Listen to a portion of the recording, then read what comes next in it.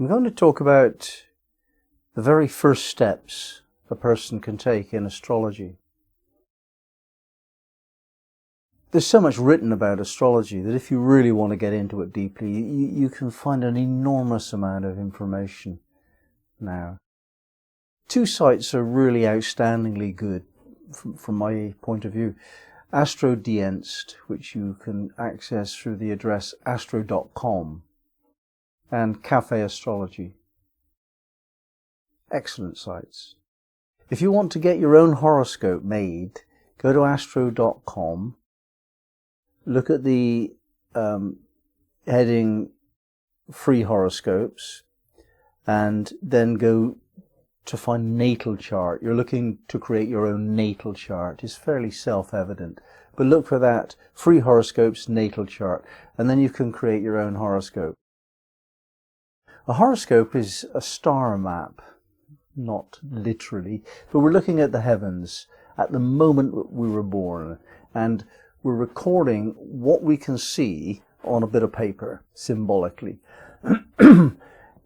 We call things planets, but they're not all planets. The sun and the moon is included when we say the word planets, even though it's more accurate to call one the star and another the moon. So we're looking at these lights in the sky, and representing that diagram on a piece of paper and interpreting that. That's what astrology is. The interpretation is not particularly accurate in any scientific sense. It's very much an art rather than a science, astrology. And the interpretation is the art of astrology. What I think we're doing when we're learning how to interpret a chart is to develop our own intuition.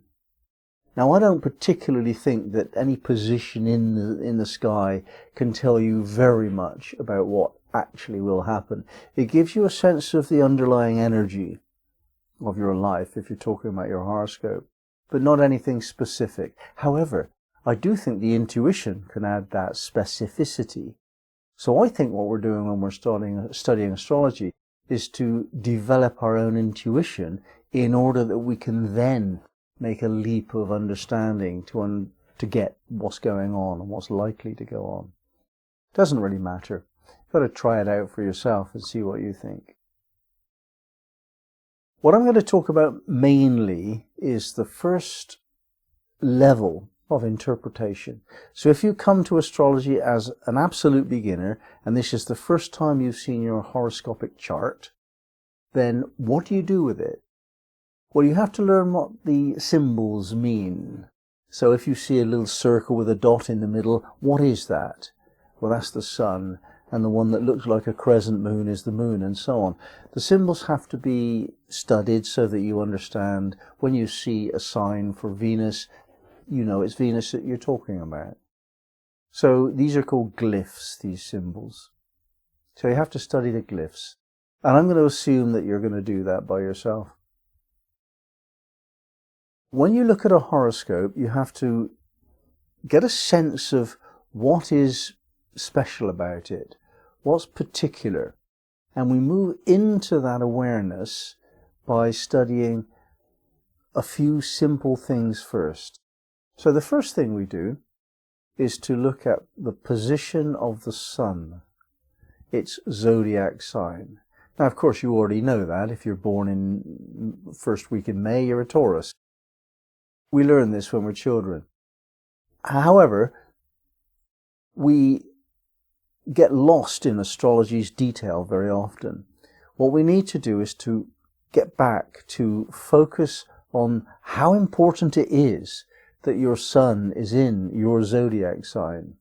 This is non-trivial. Just because we've got all this other complex information now available to us, it should not distract us from the essence thing here, that the sun is in that zodiac sign.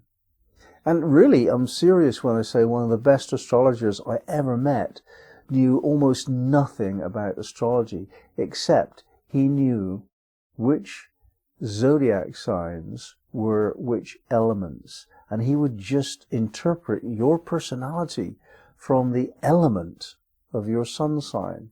So there are 4 elements: earth, air, fire and water.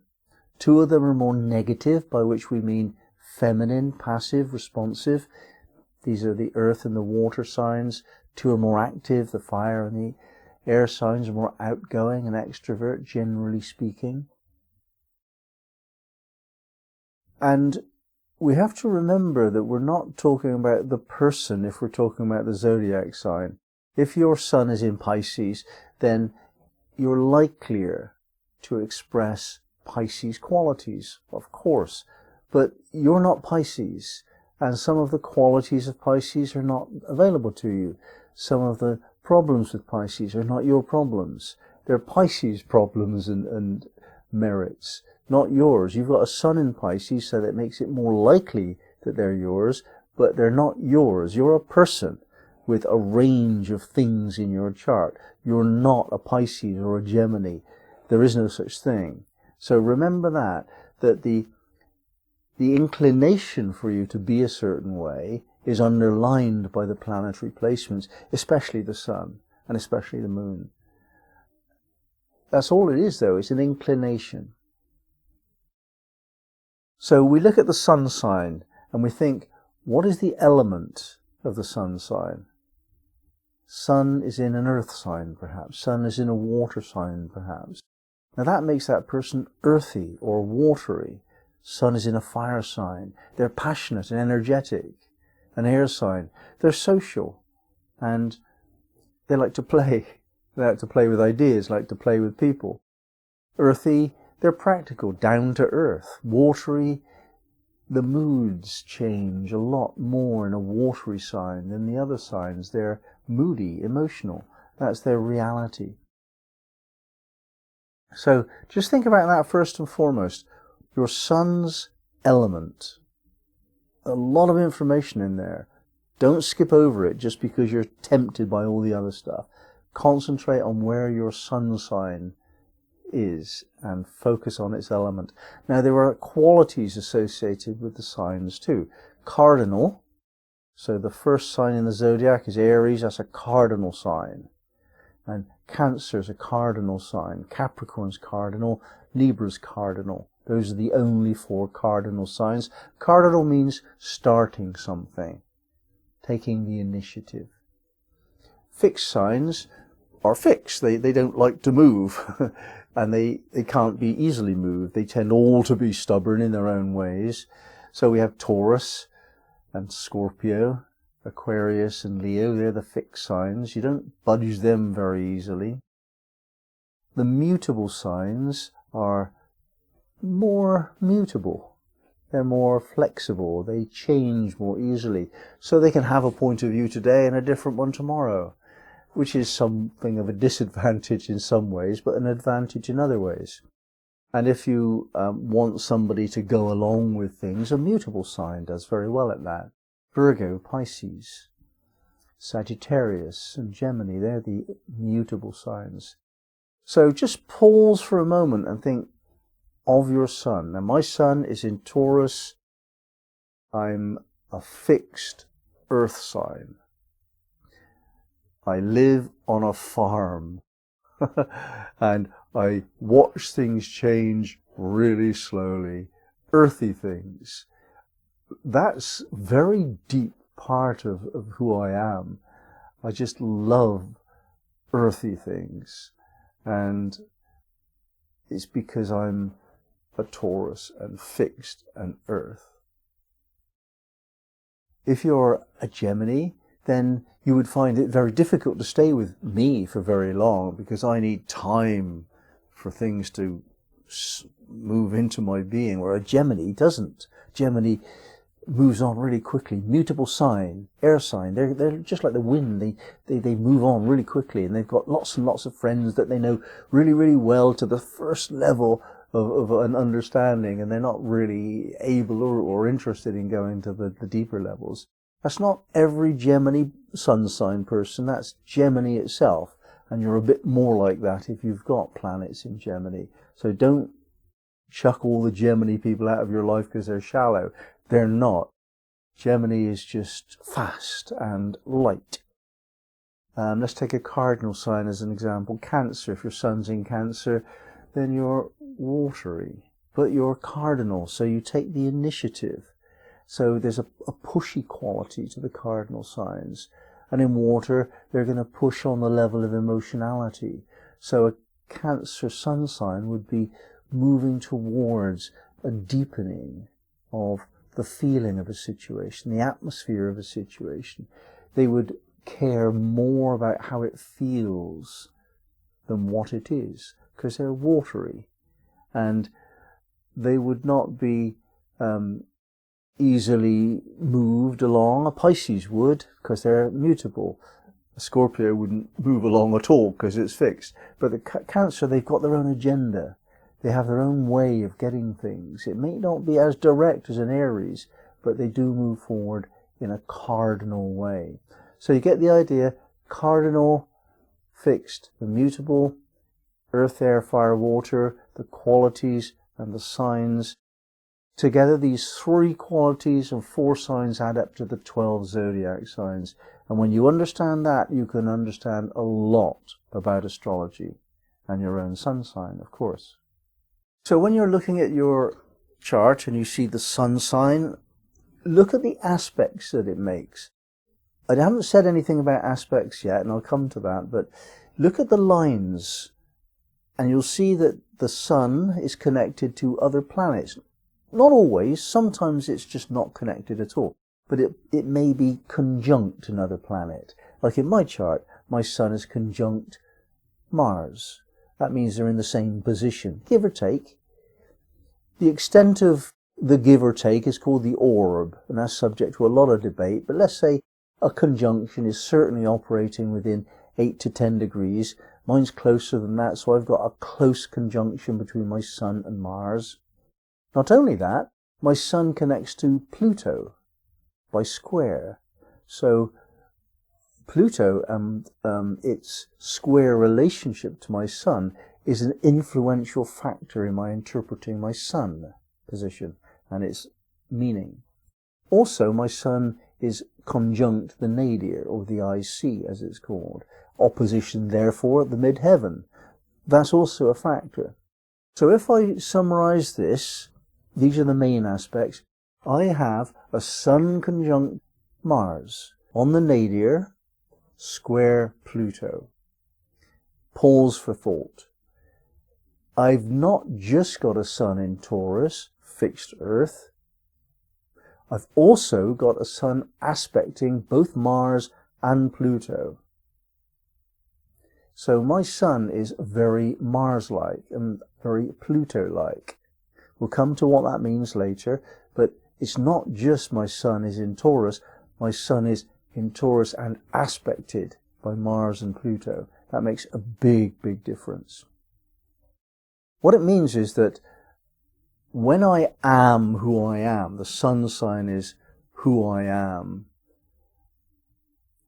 I will not be able to be that way without Mars also getting involved. Now you put Mars and Sun together, especially in Taurus, there's a bit of a punch there.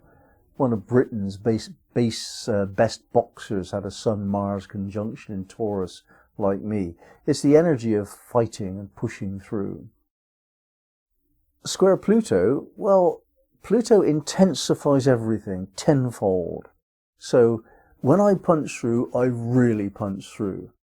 And I'm not a boxer, but if I take on a job, I really do that job until it's done. And I punch through and I complete the job and I put a lot of force behind it for a long time if necessary to get the job done. I'm quite a bit like a steamroller. You can't stop me when I get going. But because I actually know that that will be the case, I don't get going very easily. So it takes a lot of inertia to deal with this energy. Inertia to get going so you're slow, inertia to stop so you don't stop. I'm going into more depth with the Sun. I don't want to do that with the other planets, but I'm just giving you the quick look at the chart. The rest of the things that you have to do, the other information, which I'll go into in other videos, you have to look at the Moon's position, the Moon's element, the Moon's quality, cardinal, fixed or mutable, the Moon's aspects. And just pause. You have the Sun and its qualities and sign and elements with its aspects. You have the Moon with its aspects and the qualities and the elements. Pause for thought, because you know a huge amount now about that chart.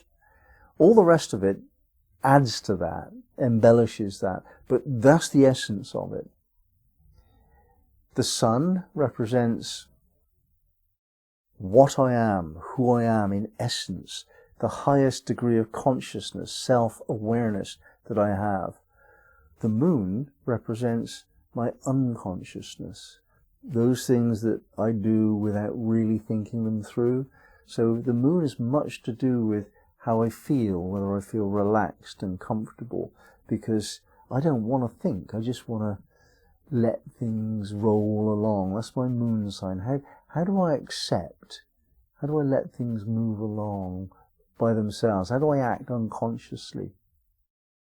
Whereas the Sun sign is much more to do with what I'm deciding to do with my life and so on. And if you want to know whether you're going to get along with somebody, it's quite a good connection. If your moons are in relationship to each other, in a trine or a conjunction, that's lovely, because you just unconsciously respond to each other's moods.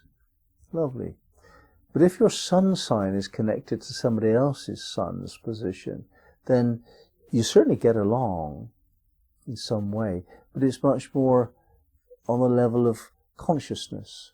You know you do. You're aware of it. It's not necessarily an atmosphere or a feeling. It's what you say to each other just checks out. You make the right decisions. You've got the same worldview on a very deep essence level. So that's the first two things to do, to look at the Sun sign and then the Moon sign.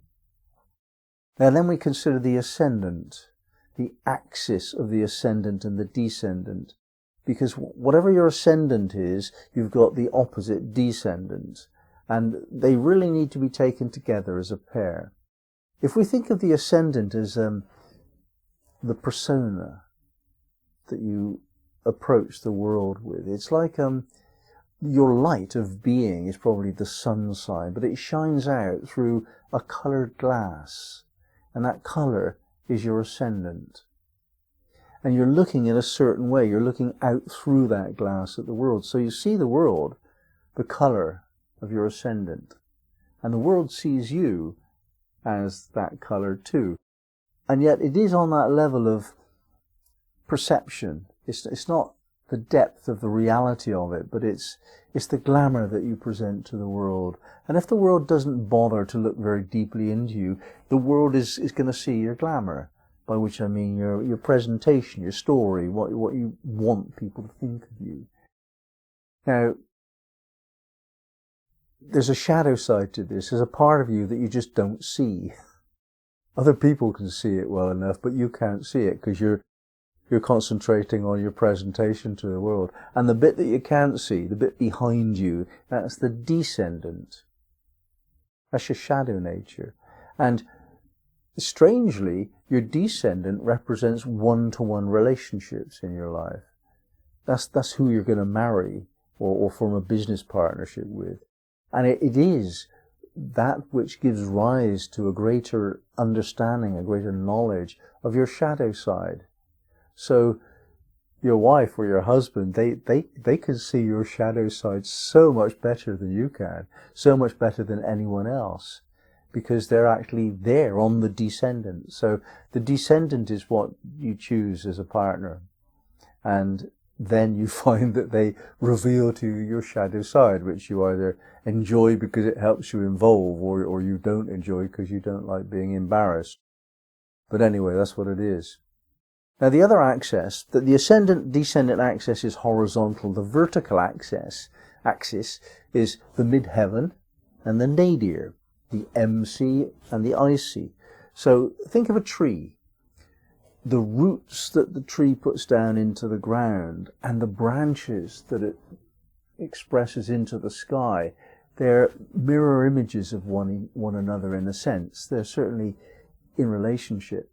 So as we put down roots, and that would typically be our home, the relationship to our parents, more likely the mother, I think, but other people, important famous astrologers, think the reverse is true, more likely the father, but I think the people who think that are all women. Anyway, I'm saying that the nadir is your home life, your rootedness, your groundedness into the earth, and therefore it speaks to me of the feminine principle.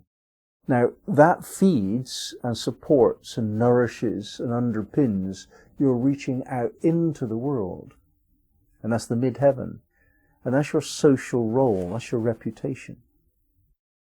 And if you deepen your commitment to your home life and your rootedness, then you strengthen your ability to reach out into the world.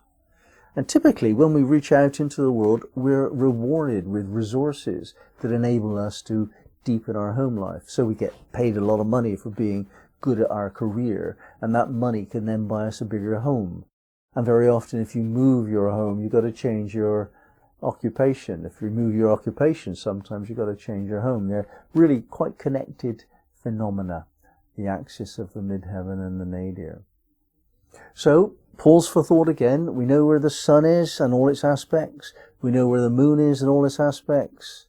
Now we know how we relate to the world at large, the ascendant, and the partnerships we're looking for within that world.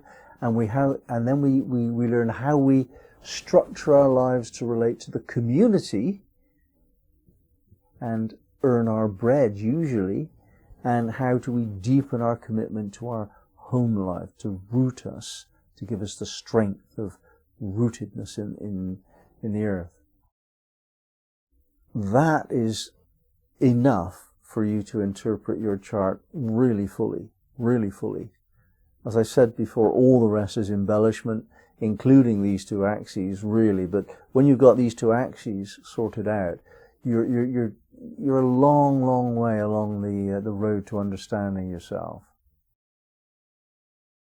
Now, to talk about the nodes, we need to talk again about an axis. There's the north node and the south node. The north node is like a lion's tail, but with two tails.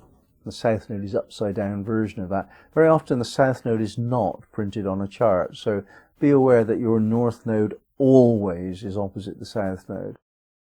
And the nodes are conceptual points in the sky. It's where the theoretical journey of the sun and the theoretical journey of the moon coincide.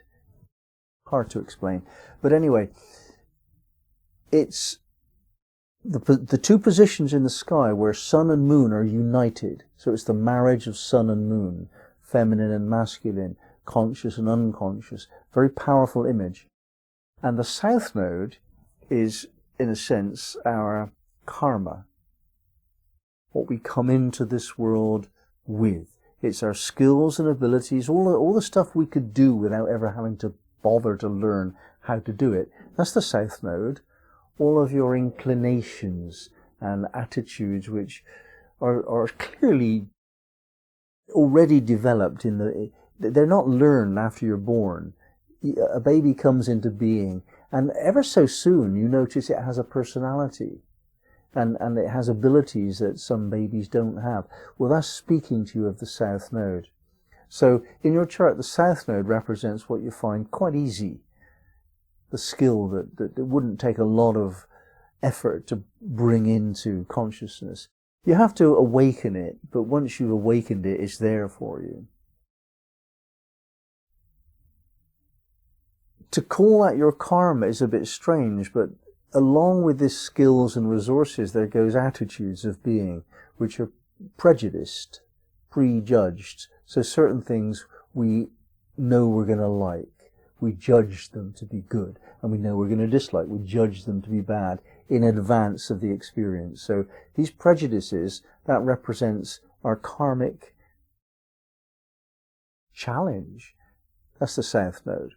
So the North Node is the Dharma. That's our truth, our soul's truth. If the soul has any agenda at all in incarnation, we can access the mystery of that through the North Node.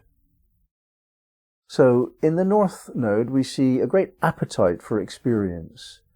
We want to try something new out, which raises us to the level of soul consciousness. Now this almost always comes later in life.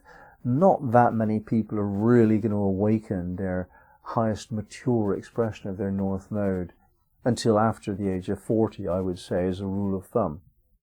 So the axis from south to north is the soul's journey through life. So typically the constraints and dysfunctional expressions of the South Node have to be dealt with in order to access the greater spiritual glory of the North Node. And if we have skills and resources, we tend to depend upon them and not work through them. So in my case, I have my South Node in Virgo and my North Node in Pisces, therefore it must be that way.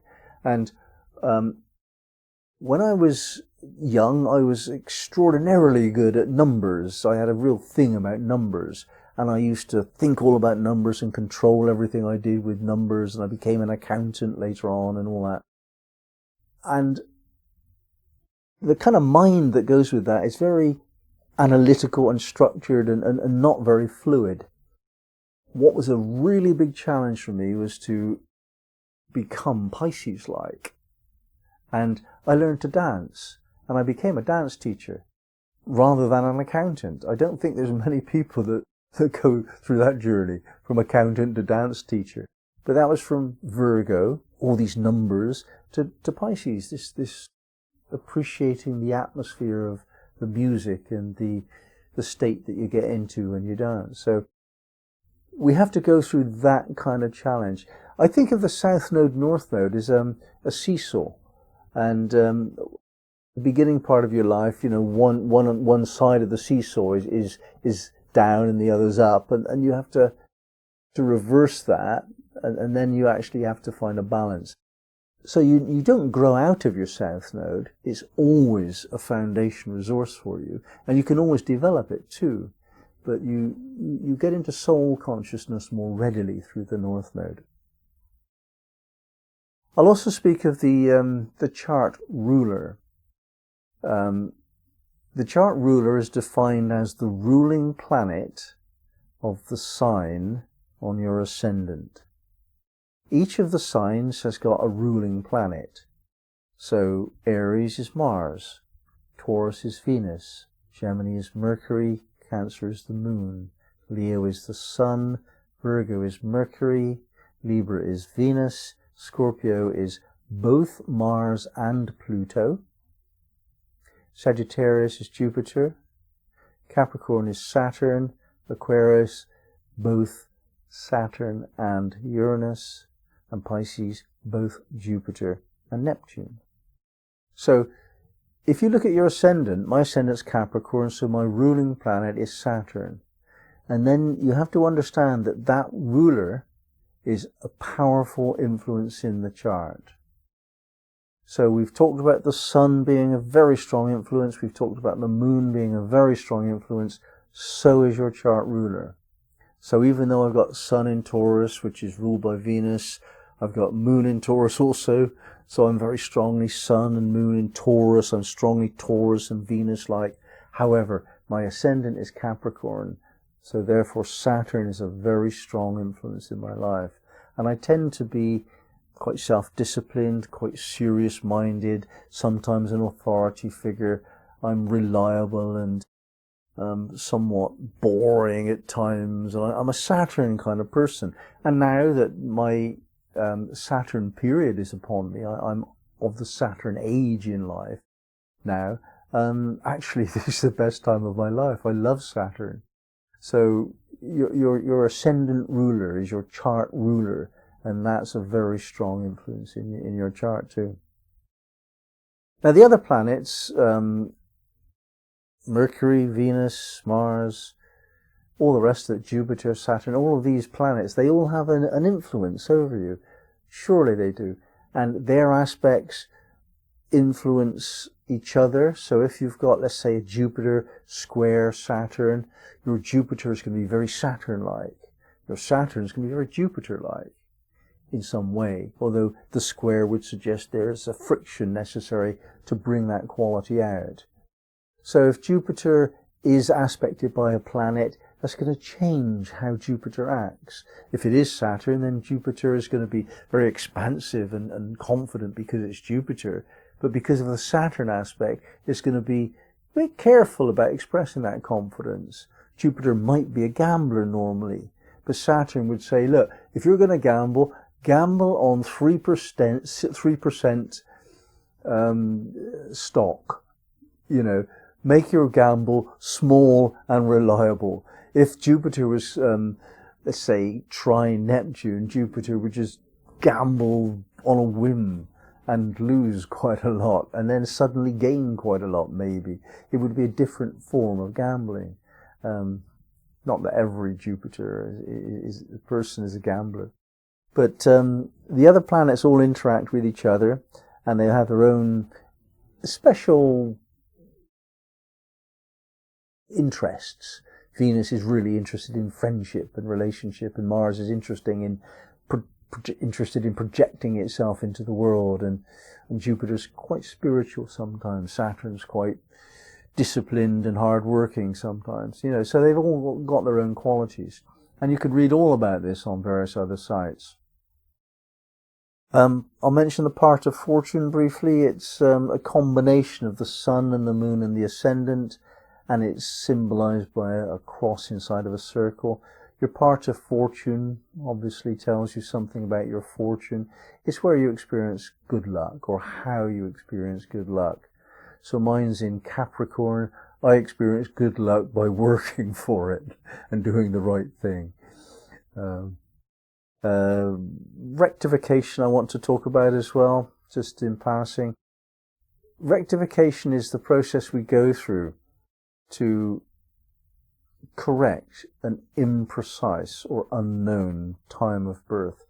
It's quite a process. It's not really for beginners, but if you want to try it, I've done a whole video on the rectification process. If your birth time is said to be 11 o'clock, well, it's not likely to be accurate within a minute. 10:30, it's going to be accurate within 15 minutes, maybe. If it's 1:10, okay, within 5 minutes, probably. If it's 1:12, it's probably accurate to the minute. And that's very good for Sabian symbols. But if you have an inaccurate or uncertain birth time, you can learn how to correct that and become much clearer then about what time of birth works well for you. You kind of check it out and just validate that. Okay, so there's a quick overview on how to interpret a birth chart.